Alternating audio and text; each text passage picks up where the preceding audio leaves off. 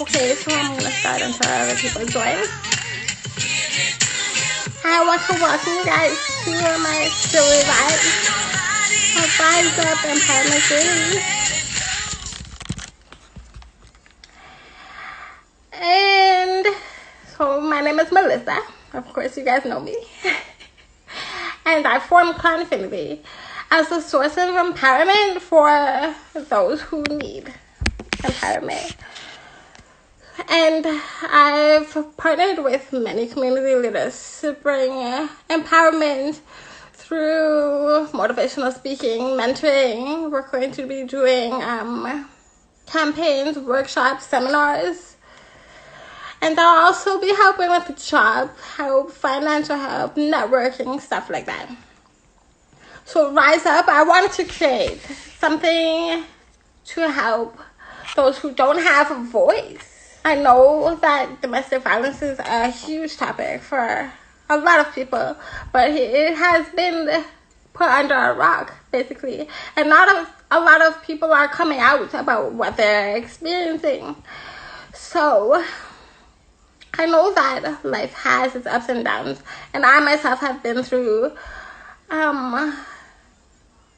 my share of relationship drama and brokenness and up and down and all of that thing. And I wanted to bring awareness and empowerment to other women who are going through this situation and basically learn how to rise up from a broken relationship or marriage.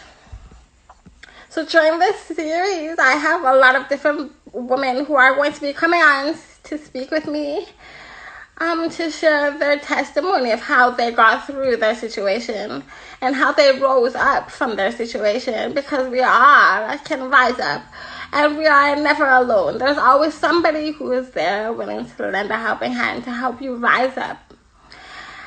I am going to bring my beautiful, vibrant, powerful queen, Tamara Gibbs, on with me. Because she has been through her experience. She has a testimony that she's going to share. And I feel that it's going to be a powerful. And I feel like you guys are going to be moved because the strength she had and the strength that she found through her situation, I think it's beautiful. And the fact that she wants to encourage you that no matter what, and even though you find yourself in the midst of those circumstances or those situations, you can still rise up from it. Tamara Gibbs, are you ready, beautiful?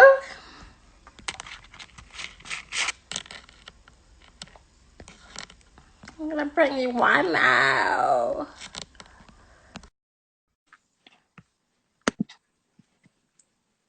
So Tamara Gibbs is the CEO of her company, Clean Co., which is a domestic violence organization that she founded in January of this year. Tamara created her organization due to the fact that she is a domestic violence survivor. Her strength and ability to stand through the storm, given her the experience and the knowledge in order for her to help other women overcome the harsh realities of domestic violence and domestic abuse. With a strong desire to empower them through her testimony, hoping to allow them to understand that they too can survive and make it out and take their life back. Tamara believes that any voice that is silenced is another voice lost, and she made a fantastic choice. Refused to remain silent, and she is still rising from her unpredictable circumstance. And she wants to help other queens rise up with her in unity. Tamara, I want to first thank God for your life. And I commend you for finding that strength within you to rise up from your circumstance. I know that it was not easy, but you did it. And I believe that is so powerful and it's so encouraging, especially for other women to see that. Yeah. You are beautiful, you are brave, you are strong, and you overcame your trial. And I really want to commend you for all that you're doing.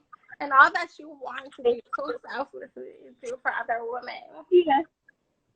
Thank you. And thank you so much for having me. Like you don't understand. I'm crying already.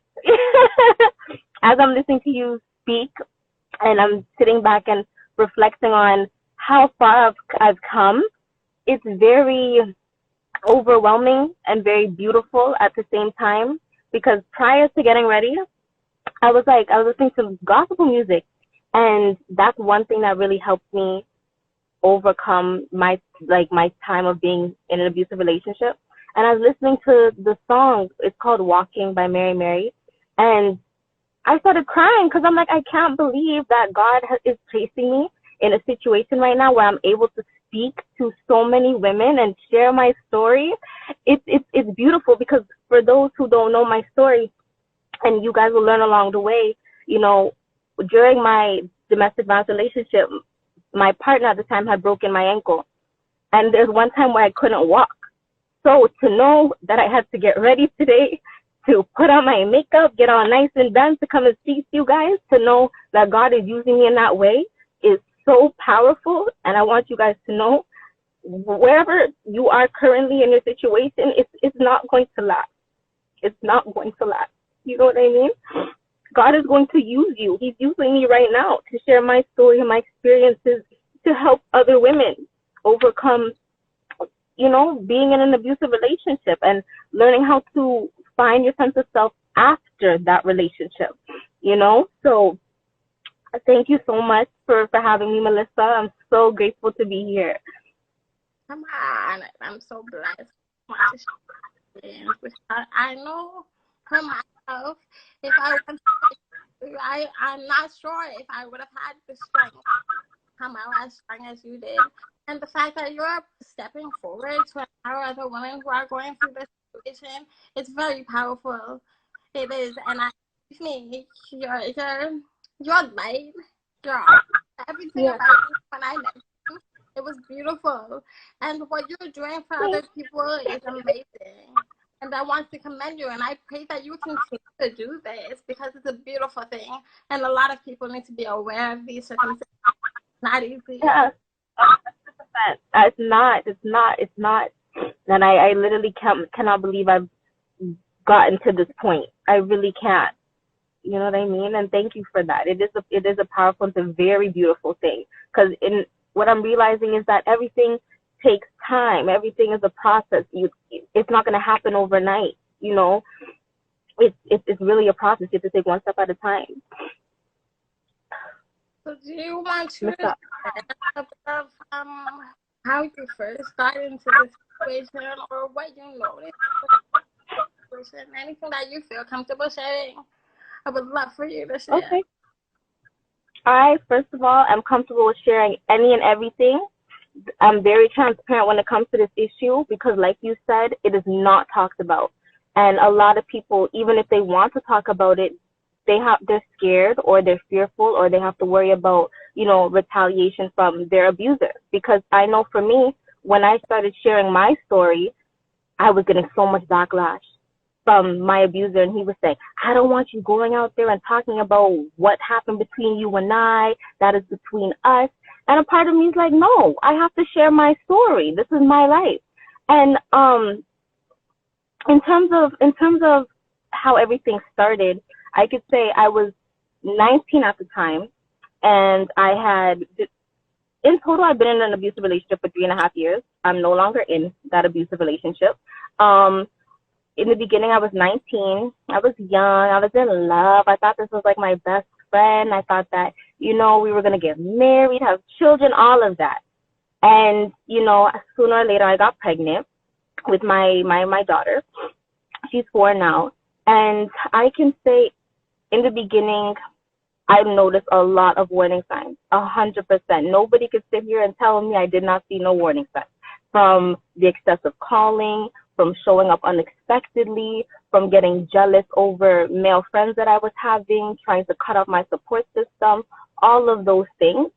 But I overlooked it.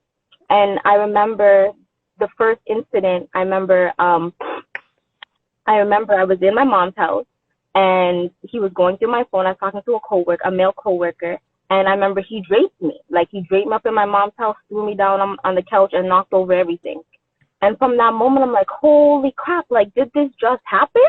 Did this person just put their hands on me, especially in my mom's house? And I remember specifically, I called my friend, and I'm like, this just happened.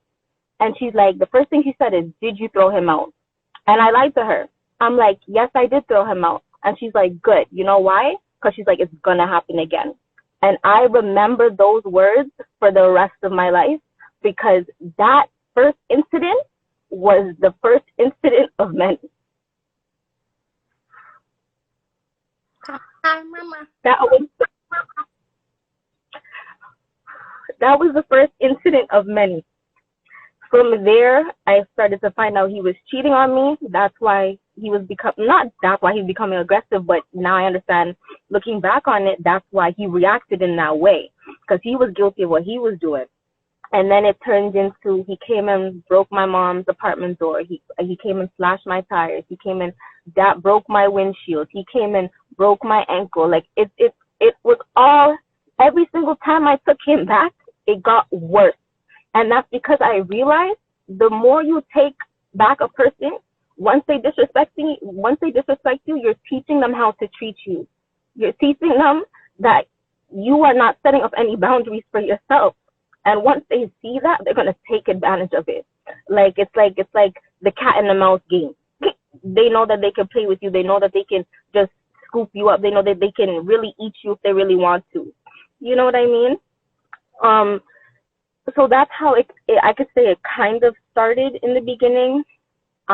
Most definitely over the years, it got worse. It got more violent. There have been a lot of times where, oh Lord, there have been a lot of times where I honestly don't know. I'm only here because of God right now. That's all I can say. I'm being so honest. I'm only here because of God right now. Because I've experienced a lot of, what would I call it? Like death moments, or if that makes any sense. Yeah, like I've experienced a lot of those. So right now, the stage that I'm at in my life is I'm at a place where I'm figuring out who Tamara is, while also sharing my story, while also becoming the better version of myself, while also trying to take everything that chapter of my life was trying to teach me and incorporating it in my life now.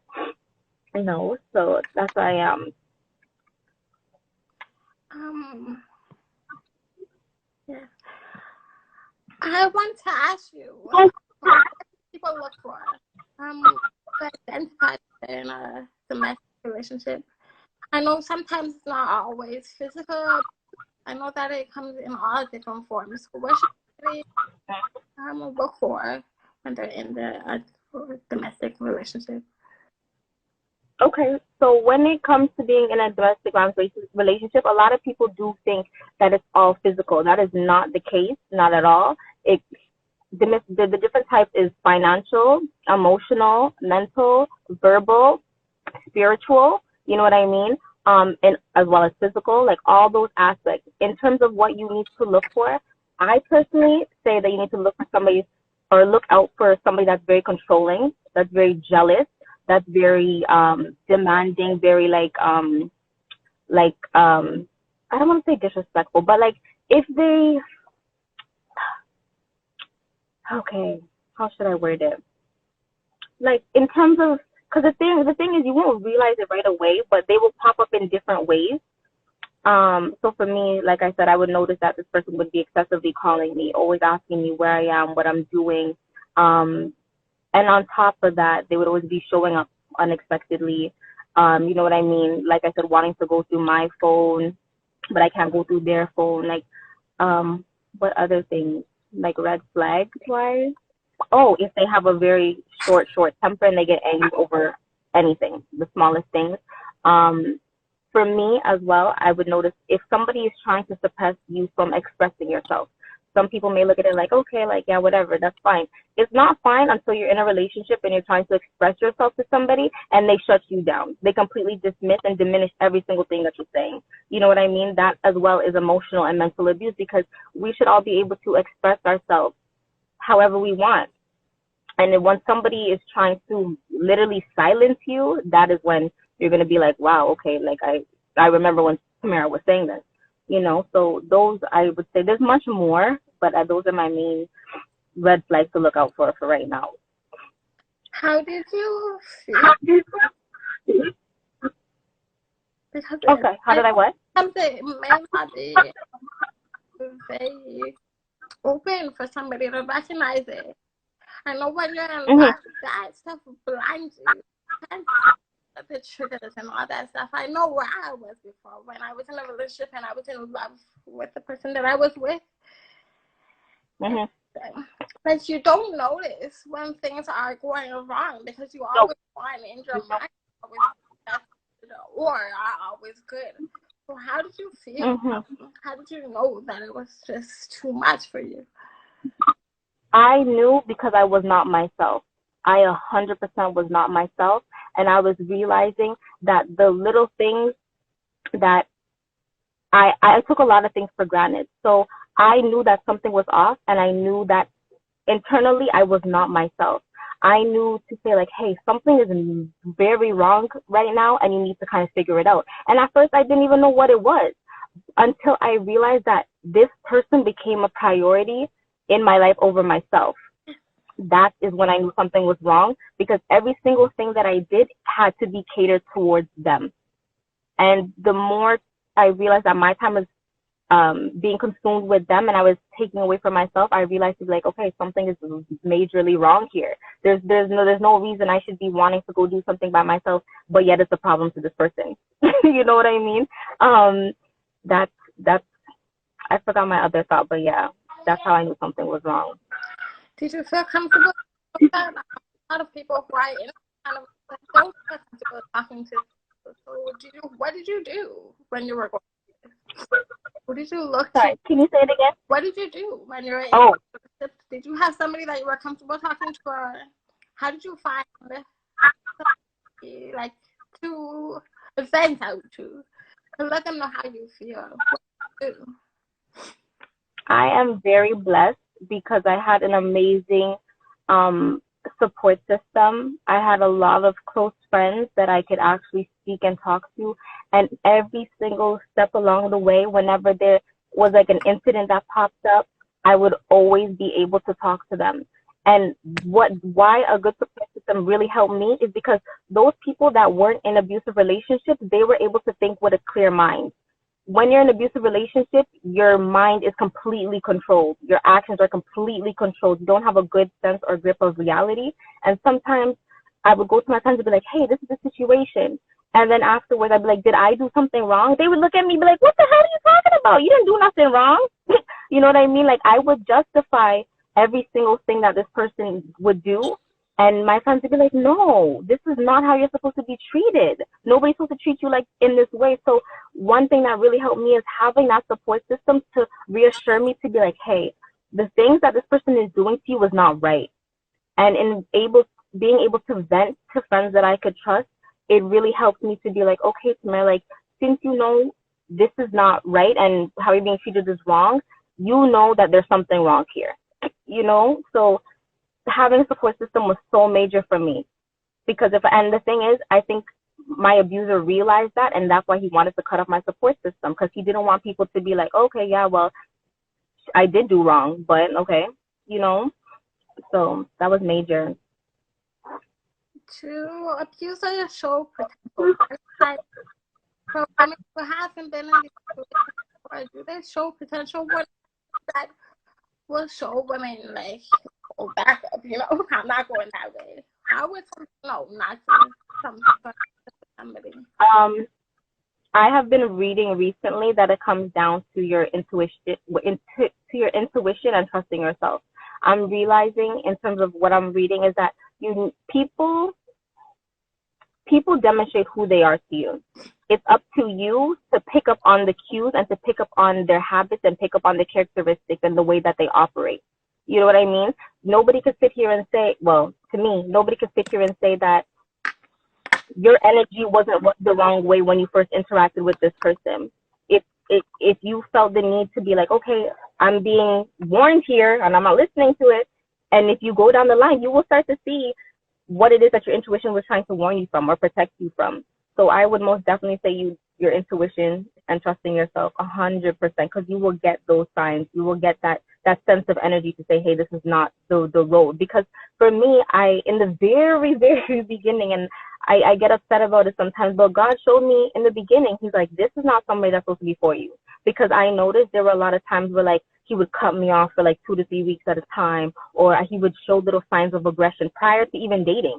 But I wanted to be with him, and I was like, you know what, it's okay, we can overcome it, we can work through it. And look at all the things that happened to me because I didn't listen. I didn't trust my intuition and what God was telling me not to go for. So, you know what I mean? What some resources? What are some resources? I'm still trying to figure that out. Only because I myself, I'm struggling with that.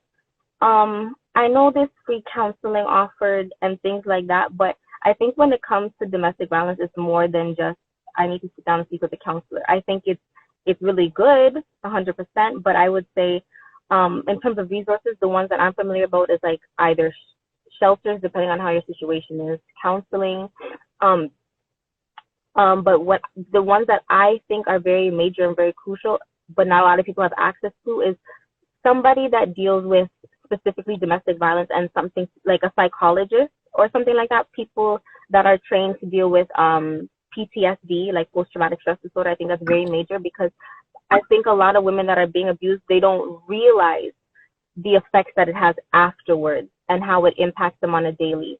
So right now, I don't feel as if there's a lot of resources available aside from counseling, but I don't feel as if that's much help, genuinely speaking. What advice would you give someone in a violence relationship?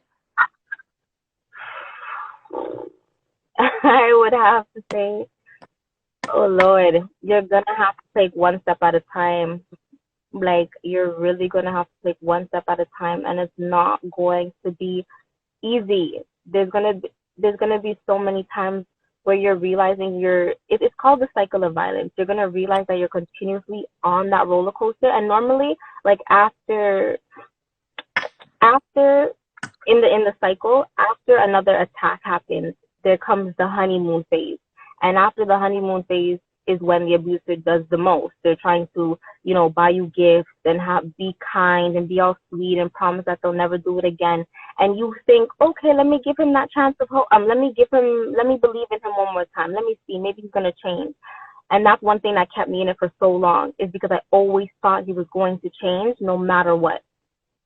And I want women to understand that at the end of the day, it's going to take time. There's going to be times where you say, hey, I'm done. I don't want to do it anymore. But you still end up getting caught right back in it because you think he's going to change. So I would say take it literally one step at a time, having a strong relationship with, even if you don't have a strong relationship with God, you need to develop a strong relationship with God during that time. There's no way I could have been here without God. No way. No way possible. You know what I mean? There's a lot of things I had to incorporate in my life in order to get me out of that situation. But what I would say is major, build a relationship with God. Make sure you have a strong support system, people that you can go to, you can talk to, that you trust. You know what I mean? Be patient with yourself. Don't blame yourself, because do not think that you are responsible for somebody abusing you. You know what I mean? I don't know. I'm trying not to get emotional, but it's difficult because when you're talking to, I know there's so many women that are going through the same thing. And sometimes I think about it. I'm like, how did I get from that place to here where I am now? And I don't know. And what also helped me is being that I didn't live with my abuser, I was able to sit down and take a break and be like, hey, I had to ask God in order to find a sense of self. I had to be like, hey, please remind me of the things that make me happy. And once he was able to tell me that, I was able to take time and invest in those things. And slowly but surely I was able to build up the courage to find out who I was again, so that I could finally pick up myself and leave. So I would say those are my personal things that I use to to leave, and those are the things I would give to another woman. Genuinely. How? Because for myself, if I know somebody who is in a relationship like that, how would we know? Because I know that why in those kind of relationships, if they do have physical marks on their body, they will try to cover it up. Because how would we identify a friend or a family member is in that kind of relationship? I think this is something a lot of us need to know, because it happens a lot. I know a lot of people are going through it, but because others can't see, or they aren't in that relationship, or they don't know what you're going through, because you can't really speak up about it. It's hard for you to speak about it when you're in that relationship. So how can we identify when our family members or friends are in that kind of situation? I would say most definitely if that person is become isolated, 100%, you're no longer. If a relationship, a domestic violence relationship, how would somebody else, like a family member, how would they identify that they are in one? Like, say you have a friend who has been in that situation or is in that situation, and they don't speak about it. You can't see their physical marks. You don't know what's happening. How would you identify that this person is in a domestic violence relationship? That's why what I was saying, I was like, if you notice that they have become extremely isolated, regardless on if you see them or not, like you're not able to be in contact with them, if whenever you speak to them, it's only like short responses, or what else would I say? When you speak to them, they have a lot of like anxiety, I would say, or like feeling like they're fearful all the time, like little things like that. Because I would say, even though that's a really good point, because there were a lot of times where, like, even if I didn't have physical marks on my body, there would be times where I think my mom could sense it, because I was more moody, I was more bipolar, I was more like isolated, I didn't want to talk, I was always very secretive, you know what I mean? And I would always like doubt myself, I'd second guess things, I'd overthink things. Oh, sorry, you're writing it down? I need to know. Yeah. So Just if you need me to repeat anything. Their mood will change. They won't come around often. Very isolated. And not really like active on social media. I'm gonna give you time. Well, please put it up so I have no idea what these women go through. I have no idea. So if you need that, or you have a question that you want to ask, please put it up and ask. And one thing I also realized in terms of being controlled, like I noticed, like for me, whenever I was around my partner at the time, I would not be on my phone. I would not be on my phone, and I would not be on social media, because I know it would start an argument, to the point where this person's either texting people in my phone, arguing with them, or, you know, going on my social media, writing certain things, like just. So what I can say is, like, for me, like, that's exactly why I wasn't active on my phone. Nobody could hear from me unless I reached out to you. So that's why when I say isolation, it's major, because I'm a very outgoing person, very talkative. So when people don't hear from me, they're like, what's going on? You know? So, but that's a good question. I think I'm going to research that more, like what signs to look for, 100%. For me, hi. I feel like I know why violence, but for me, I'm so afraid because I am a person of boundaries, and I know that you are your own person, and if you don't speak up, then I'm going to be afraid, because I don't want to step over my boundary. You know what I mean? What can people who are in the situation learn the background? What can we do to help? What can we do? people that are say it again, people that are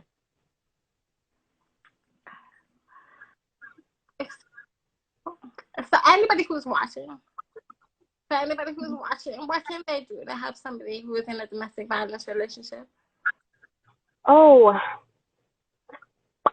I would say make sure that as a friend, understand that when you're speaking to the person that's being abused, they're not going to receive it right away. You know what I mean? And a lot of people don't realize there's something called Stockholm syndrome, in which like the victim like creates an alliance with their abuser, and it's weird because like no matter what happens, no matter how badly he's beating up on her, whatever the case is, the victim will still want to protect the abuser no matter what. I've gone through it myself. You know what I mean? But what I would say is that make sure as a friend that you remain supportive. You're always giving a listening ear. You're not judgmental. I cannot stand, like, not a lot of people understand it, but I cannot stand when people say, oh, why didn't you just leave him? Or, oh, I would never let that happen to me. Or you can't claim to be a friend, but have that mentality. Because for the fact that your friend is coming to you, it goes to show you to say that she is recognizing something is not wrong. You just have to be patient with her and understand that everything takes time, no matter how tired you are of hearing it. You know, because sometimes you want to just pick up your friend and be like, let's go. It's not that easy. You know what I mean? So for people that have friends that are in those relationships, make sure you reach out to them. And it doesn't matter. Reach out to them all the time, even till it gets annoying, because you never know when that last moment is going to be. You know what I'm saying? That's a major thing. Because what I noticed is that I personally couldn't go and talk to my family members because, you know, for me to go talk to my mom about something like that, I wouldn't feel comfortable. But she sensed something was wrong. However, I felt more comfort and support talking to my friends. 100%. You know? What are some Well, ladies, what are some of the triggers for you when you are going through Oh, that? I'm sorry. It's okay. It's okay. What are some triggers for me? Oh Lord, when I look back on my life and I say how in the hell did I get here? That is a major trigger for me because I blame myself to be like, why didn't you listen to your intuition? Why didn't you listen to God? Why didn't you listen to the warning signs? That is my trigger. Along with whenever this person brings up like hurtful things to me, to say, okay, like I remember like any sort of abuse that happened, they would sit here and be like, yeah, well, that's your fault if you didn't do this to me. And that's why I tie in narcissistic abuse with domestic violence, because that's a whole other topic, but a lot of gaslighting goes on and a lot of victim blaming goes on. They like to blame the victim and make them feel as if they are responsible for the abuse. Or that's another trigger for me. Another trigger for me would be oh my gosh, like one thing I also realized in terms of being controlled, like I noticed like for me, whenever I was around my partner at the time, I would not be on my phone.